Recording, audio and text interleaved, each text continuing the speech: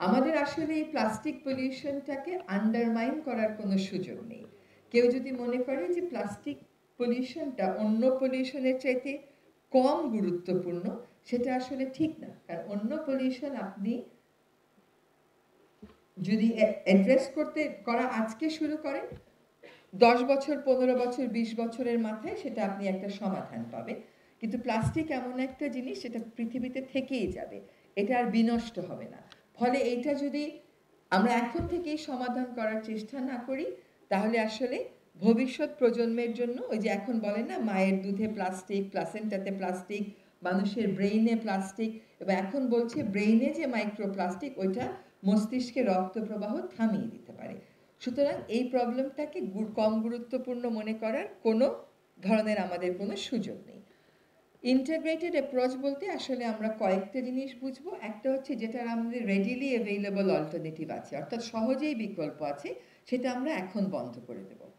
যেটা আমাদের বিকল্পটাকে মার্কেটে আনতে একটু সময় লাগবে, সেটা আমরা একটা ফেজ আউট টাইম ঠিক করব যে আমরা কবে করব। কিন্তু সেই ফেজ আউট টাইম তো 2030 হতে পারে না। আমরা কি আরও 6 বছর প্রতিদিন বাংলাদেশে ঢাকা শহরে 1 কোটি করে পলিথিন শপিং ব্যাগ বিক্রি হবে আর নদীর নিচে পলিথিন শপিং ব্যাগ পড়বে তার জন্য বসে থাকবো? তারপরে এই নদীগুলো পরিষ্কার করার দায়িত্ব তাহলে পলিথিন শপিং ব্যাগ প্রডিউসাররা দেবেন? তা তো তারা দেবেন না। তাদেরকে সেই জায়গায় গিয়ে আমাদের জবাবদিহিতার সম্মুখে দাঁড় করাতে হবে যে আপনারা তাহলে দায়িত্ব নেন যে আপনারা নদীর তলদেশ থেকে এই প্লাস্টিক শপিং পলিথিন শপিং ব্যাগগুলো তুলবেন।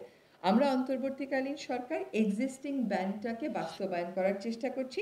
আর এক্সিস্টিং ব্যানটা শুধুমাত্র হচ্ছে পলিথিন শপিং ব্যাগের উপরে।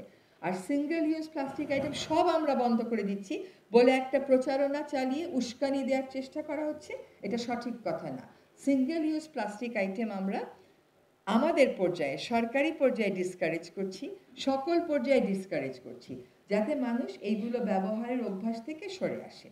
এবং এইগুলোর আপনি আমাকে বলেন কোন সিঙ্গেল ইউজ প্লাস্টিক আইটেমটা সহজ বিকল্প নেই? কাঁটা, চামচ, প্লেট, গ্লাস, কোনটার বিকল্প নেই আমাকে বলেন? সবটারই বিকল্প আছে। ব্যানার, ব্যানার বলে প্লাস্টিক বা কাপড়ে, আসলে ব্যানারেরই আমার দরকার কি? আমাদের তো ব্যানারের কোনো দরকার নেই। এটাও কিন্তু একটা বাড়তি বাহুল্য। কিছু কিছু সিঙ্গেল ইউজ প্লাস্টিক আছে, যেমন ধরেন চিপসের প্যাকেট, এটা বললেই সহজে অল্টারনেটিভ করা সম্ভব না। অনেক কটা প্যাকেজিং মেটেরিয়াল, এটা সম্ভব না, মানে এই মুহূর্তে সম্ভব না। আমাদেরকে এটা ডিজাইন বদলাতে হবে। উন্নত বিশ্বেও গবেষণা চলছে, আমরাও গবেষণা করব যে আমাদের বিকল্প কিছু আছে কিনা, কোনোটা আমরা জুটে দিতে পারি কিনা, কোনোটা আমরা কাপড়ে দিতে পারি কিনা। কিন্তু এই চিপসের প্যাকেট তাহলে আমরা কি করব? এইখানে আমাদের ডিজাইন মডিউলিটিটা বদলাতে হবে। এবং একটা কনসেপ্ট আছে প্রডিউসার্স রেসপন্সিবিলিটি, যে এটা প্রডিউস করে দিন শেষে সে এটাকে কালেক্ট করে নিয়ে এসে সে রিসাইক্লিংয়ের ব্যবস্থা করবে। এই জিনিসগুলো আমাদেরকে ভাবতে হবে। আমরা নিষিদ্ধ জিনিসটা, নিষেধাজ্ঞাটা বাস্তবায়নের চেষ্টা করছি। আমরা ফেজ আউটের কথা বলছি, আমরা ডিজাইন বদলানোর কথা বলছি। আরেকটা ইম্পর্টেন্ট হচ্ছে, যেহেতু আমরা ইত্যবসরে অনেক একবার ব্যবহার্য প্লাস্টিক পলিথিন বাজারে নিয়ে এসেছি, সেইগুলো আমরা কেমন করে রিসাইক্লিং করতে পারি। এবং এটা একটু মনে রাখতে হবে যে জলবায়ু পরিবর্তনের সমস্যাটার সাথেও কিন্তু এটা সম্পৃক্ত। কারণ প্লাস্টিকটা হচ্ছে ওই তেলের, মানে পেট্রোলিয়ামের একটা বাই প্রোডাক্ট। ফলে এটার জন্য কিন্তু একটা আন্তর্জাতিক চাপ থাকবে, ঠিক যেমনভাবে জলবায়ু পরিবর্তনে আছে। কিন্তু আমাদেরকে তো বলে না যে নিজের ভালোটা বুঝতে হবে, হ্যাঁ?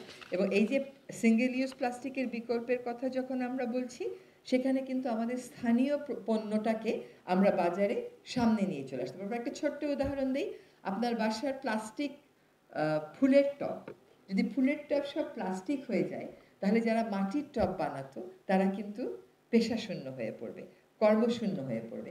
কাজে আপনি যখন মাটির টবে ফেরত যাবেন, আপনি দেখবেন স্থানীয় কর্মসংস্থানেরও সেখানে সুযোগ হবে। ফলে এটা একটা ইন্টিগ্রেটেড অ্যাপ্রোচ হতে হবে। সব বন্ধ করা যাবে না, এটা আমাদেরকে ফেজ আউট করতে হবে। কিন্তু যেগুলো রেডিলি অ্যাভেইলেবল বিকল্প আছে, সহজলভ্য বিকল্প আছে, সেগুলোতে আমরা অবশ্যই বন্ধের পথে হাঁটবো। এটা আমাদের কারোর স্বার্থ বিরোধী হতে পারে না, এটা আমাদের সকলের স্বার্থের অনুকূলে বিবেচনা করেই আমাদেরকে আগাতে হবে।